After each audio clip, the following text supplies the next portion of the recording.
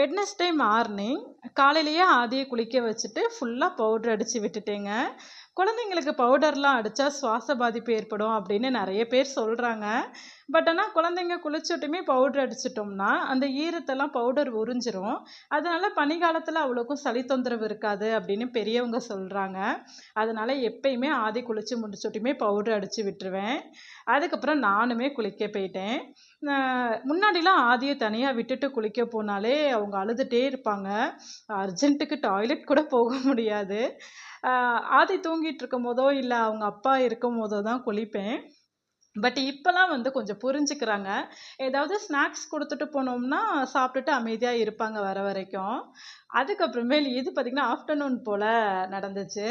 அவன் பணத்தை மடித்து எங்கே வைக்கிறான்னு பாருங்களே. பஸ்ஸில் ட்ராவல் பண்ணும்போது யாரும் இந்த மாதிரி வைக்கிறத பார்த்தானா என்னன்னு தெரியல. பணத்தை பார்த்தாலே மடித்து மடித்து உள்ளுக்கு வச்சுக்கிறான். அதுவும் பணத்தை வச்சா கூட பரவாயில்லங்க, ஏதாவது பேப்பர் இருந்தால் கூட மடித்து உள்ளுக்கு வச்சுக்கிறான். இதை பார்க்கும்போது என்னதான் க்யூட்டாக இருந்தாலும் என்னடா இப்படி பண்ணுறானே அப்படின்னு தான் தோணுச்சு. இந்த வீடியோ உங்களுக்கு பிடிச்சிருந்துச்சுன்னா கண்டிப்பாக நம்ம சேனலை சப்ஸ்கிரைப் பண்ணிக்கோங்க. நாளைக்கு ஒரு வீடியோவில் பார்க்கலாம்.